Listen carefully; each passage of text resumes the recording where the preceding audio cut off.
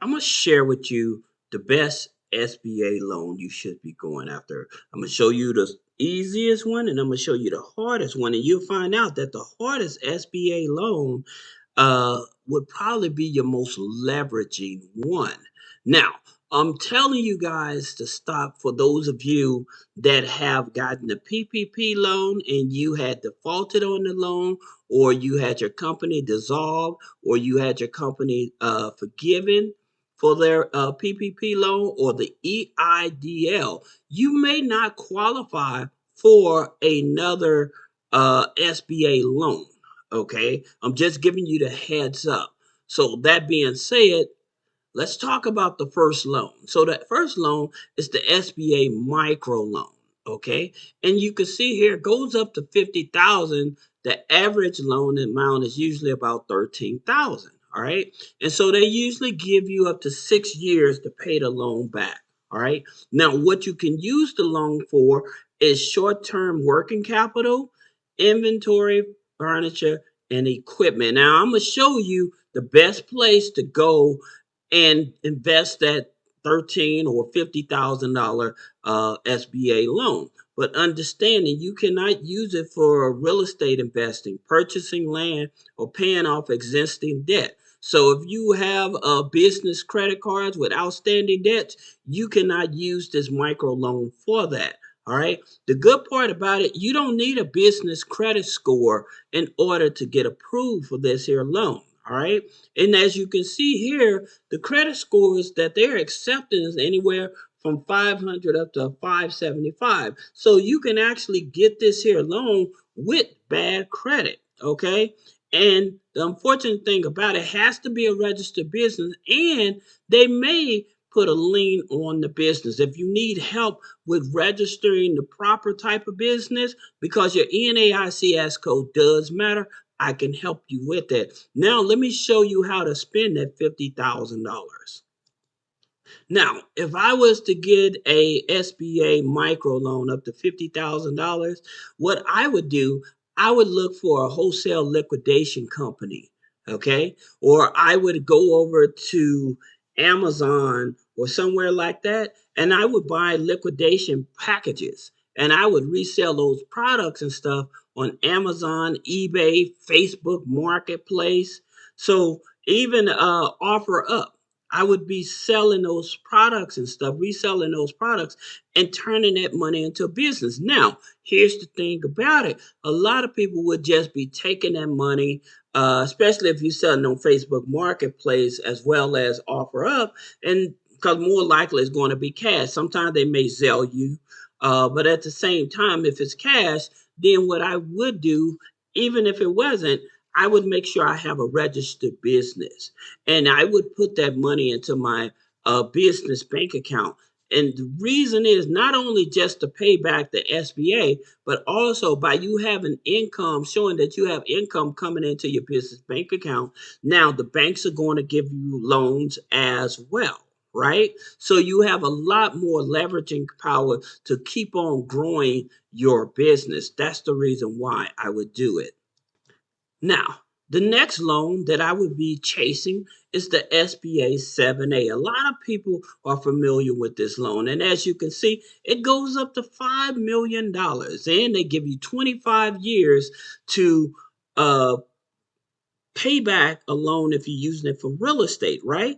And they're giving you 10 years if it's for working capital. Now, the things that you can do with it is general working capital, inventory, equipment, business acquisition, which I'm going to show you the best places to buy a business, and debt refinance. So now here's where if you have business credit card debt with high interest rates and stuff, this may be one of your best leveraging tools, because you'll be able to pay off that business credit card debt, and then that would also help you with your business bank score in order for help you raise more capital that way. That way you can switch over and get some 0% interest credit cards anywhere from 12 months up to 21 months. All right. So that's the reason why this may be a loan that's leveraging for you. Now, the things you can't do is buy speculative real estate. You can't buy gamble. You can't do gambling.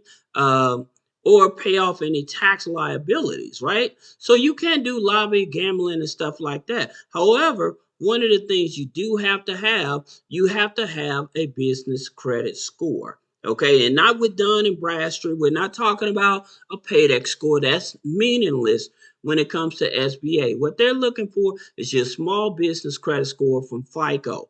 Okay, its average is usually about 155. Now, in reference to personal credit, when they're looking at personal credit, they may do a hard pull on your Experian. Okay, so just keep that in mind as well. But this is definitely worth it. Now, here's the hack. If you don't want to present a whole lot of documentation, then you may want to stay under the 25,000. Okay, so with a 25,000 SBA loan, you may qualify for it. And then, like I said, you have to tell them what you're going to need the loan for.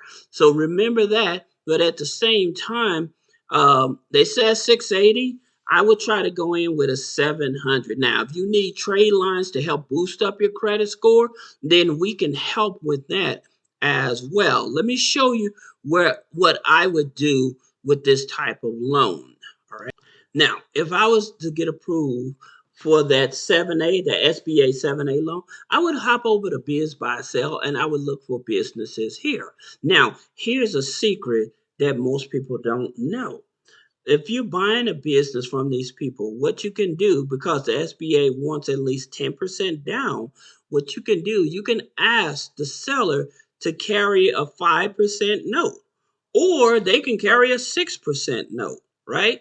As long as you have that access to that 10% down. So you may have 4%, and then the seller can carry a 6% note in order to help you buy that business. All right. So this is definitely a place that you want to look for businesses for sale. And I'll tell you another place. If you don't want to do physical labor, deal with employees and stuff like that, you just want real passive income, then you may want to hop over to Flipper or websites similar to Flipper, and you want to look for websites that are generating monthly income. And so, since they're generating monthly income, then you don't have to touch it. You're just changing hands, making sure there's no tax liens they owe on it and stuff like that, and then you can continue making money from this. So you can just buy one of these websites that's already making money, right?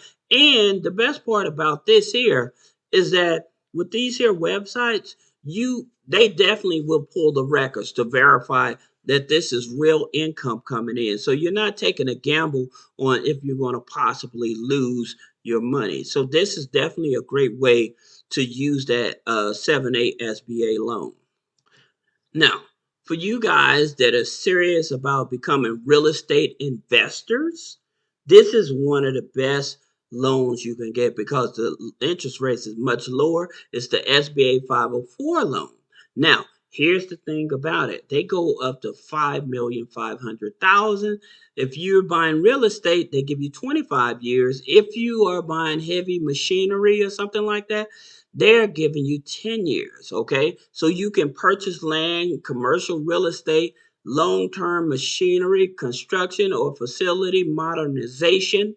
What you cannot do is use it for working capital, inventory, debt refinancing, or franchise. So I'm going to show you the best type of investment in real estate in a minute. But you don't need the business credit score, so that's great. All you need is a 680. Now, they would want a PG, a personal guarantee, okay?